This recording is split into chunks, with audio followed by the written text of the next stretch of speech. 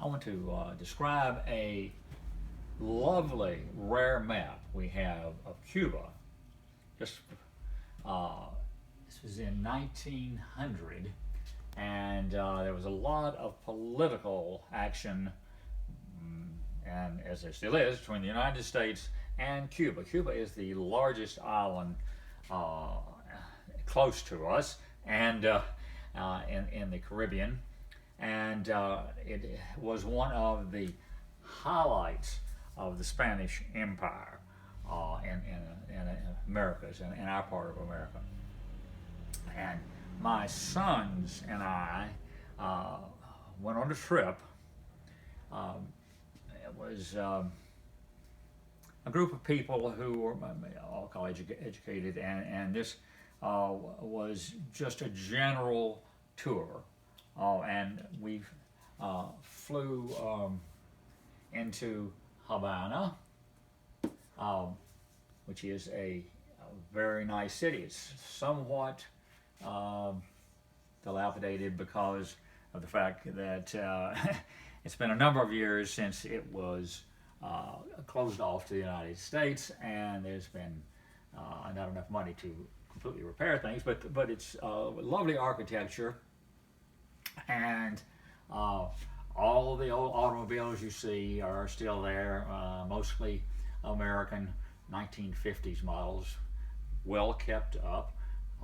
A few Soviet cars, much smaller, and but the capital is really lovely. It has museums, very ancient houses, and statuary, and so on. And when we arrived there, we have stayed in a hotel where Hemingway used to stay. It was one that was built prior to 1920, and in the evening, the group got together up on the top floor on the roof, and because the weather is so pleasant, and we had dinner and music the entire time, and they had dance lessons, and when we finished, my son, who speaks older son who speaks fluent Spanish, and I went over, and my other son, who is a musician, went over and talked to the people and the band, and it ended up that the person who played the marimba is a classical pianist who teaches at the University of Havana. Anyway, so we got to know him, and he knew where the music was, and he particularly loved jazz, and we do too, so we heard all the various jazz in that part of town, and then we visited him at the campus where he taught. We took trips down to Pinar del Rio.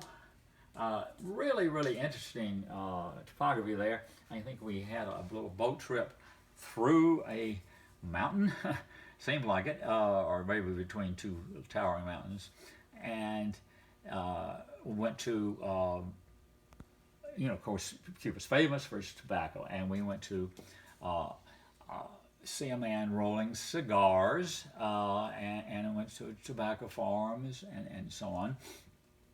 All of them just as friendly as they could be, and Mac spoke Spanish, and I spoke some, so it was very pleasant. And we went over here to Matanzas, and when we were on the beach here, we realized that the main old house there, which was now a hotel and so on, had belonged to one of their mother's relatives at one point. So very interesting.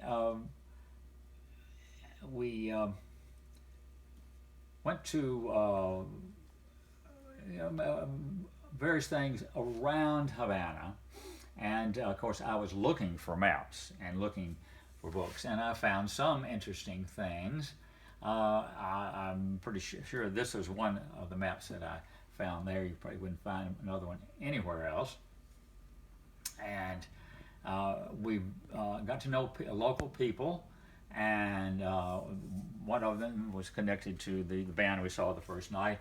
And there was one dance step I just could not. I love to dance, and there's one thing I could not pick up. And so my son's treat for me was to give me an hour's worth of dance lessons with the people. and they are very good teachers, but they got very frustrated with me. And anyways, but it was great fun. It was a terrific trip, and I would highly recommend, if you ever have a chance to go to Cuba, that you do.